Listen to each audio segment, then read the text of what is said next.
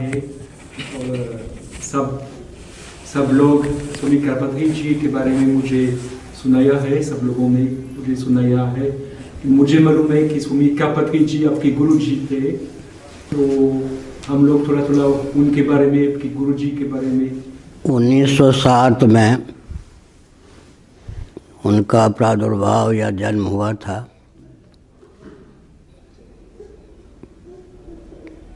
और 1982 में काशी में शरीर पूरा हुआ।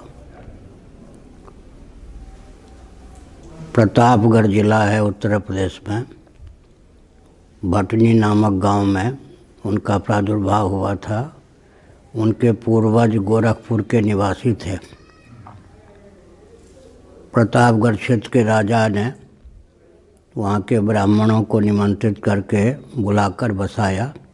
उसी परंपरा में पूज्यपाद स्वामी करपात्री जी महाराज थे। हरिहरानंद सरस्वती जी उनके सन्यास का नाम था। वे घर छोड़ने के बाद ब्राह्मणों के यहाँ केवल हाथ में भिक्षा लेकर पाते थे, इसलिए उनका नाम करपात्री या करपात्र स्वामी हुआ। ज्योतिष पीठ के कालांतर में जो शंकराचार्य हुए श्री ब्रह्मानंद सरस्वती जी महाराज, उनसे उन्होंने सन्यास की दीक्षा ली थी। और पंजाब के एक दंडी स्वामी थे विश्वेश्वर आश्रम जी, जो 6 दर्शनों के आचार्य थे। और राजराजेश्वर शास्त्री जी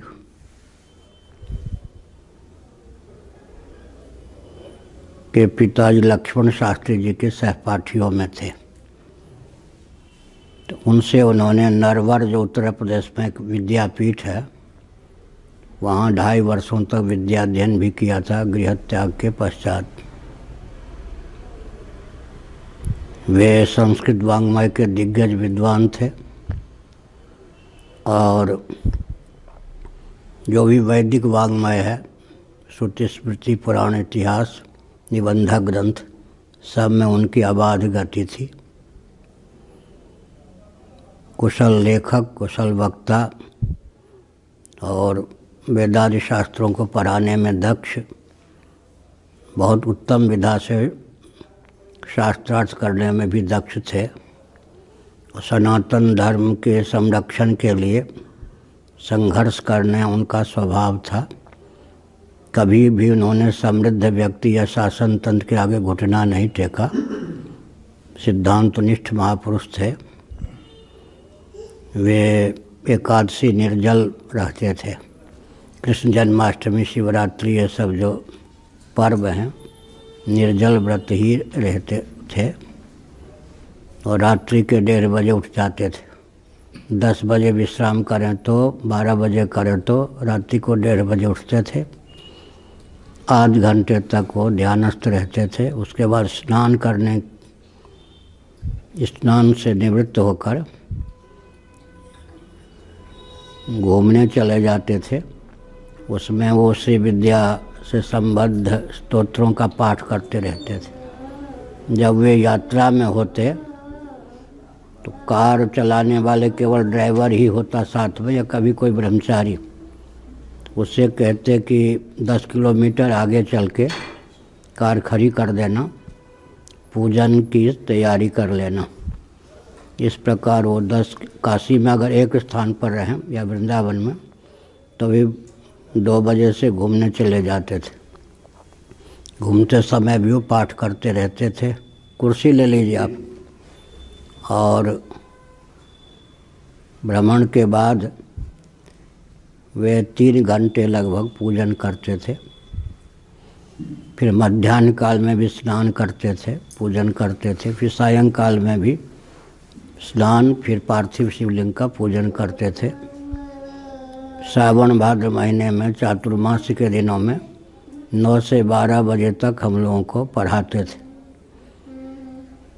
ब्रह्मसूत्र है, शंकर भाष्य, आनंद गिरी टीका सहित, भामती टीका सहित उपनिषद गीता जो पाठ्यक्रम चलता था, इस वर्ष जहाँ तक पढ़ाया अगले वर्ष उससे आगे ये पढ़ाते थे चातुर्मास के दिनों में।